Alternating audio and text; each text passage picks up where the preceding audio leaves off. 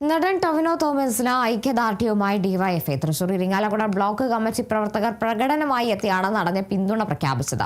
ഡൽഹി സമരത്തെ പിന്തുണച്ചതിന്റെ പേരിൽ യുവമോർച്ച പ്രവർത്തകർ നടന്റെ വീടിന് മുന്നിലെത്തി പ്രതിഷേധിച്ചിരുന്നു. ഇതിന് പിന്നാലെയാണ് ഡിവൈഎഫ്ഐ പ്രകടനമായി എത്തി നടന് പിന്തുണ പ്രഖ്യാപിച്ചത്.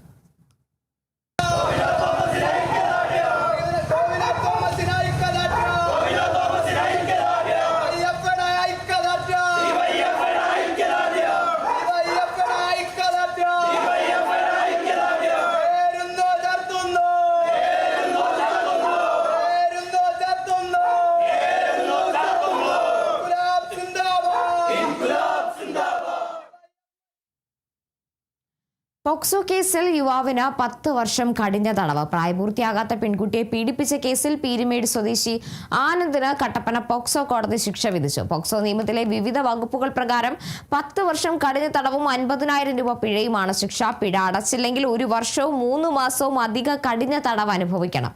2020 പീരുമേട് പോലീസ് രജിസ്റ്റർ ചെയ്ത കേസിലാണ് വിധി.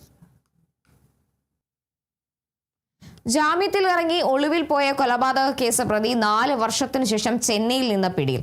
കൊലപാതക കേസ് പ്രതി കുളപ്പറച്ചാൽ സ്വദേശി ബോബിൻ വർഗീസിനെയാണ് 4 വർഷത്തെ ഒളിവ് ജീവിതത്തിനൊടുവിൽ പോലീസ് പിടികൂടിയത്. ജാമ്യത്തിൽ പുറത്തിറങ്ങിയ ശേഷം കോടതിയിൽ ഹാജരാക്കാതെ ഒളിവിൽ പോയ പ്രതിക്കെതിരെ കോടതി അറസ്റ്റ് വാറന്റ് പുറപ്പെടുവിച്ചിരുന്നു. തുടർന്ന് ഇടുക്കി ജില്ലാ പോലീസ് മേധാവിയുടെ നിർദ്ദേശപ്രകാരം രൂപീകരിച്ച പ്രത്യേക അന്വേഷണ സംഘം നടത്തിയ അന്വേഷണത്തിലാണ് പ്രതി ചെന്നൈയിൽ ഒളിവിൽ കഴിയുന്നതായി കണ്ടെത്തിയത്. ജൂലൈ 22-ന് ചെന്നൈയിൽ നടത്തിയ രഹസ്യ നീക്കത്തിനൊടുവിൽ പ്രതിയെ കസ്റ്റഡിയിലെടുത്ത കേരളത്തിലെത്തിച്ചു. തുടർന്ന് പ്രതിയെ റിമാൻഡ് ചെയ്തു.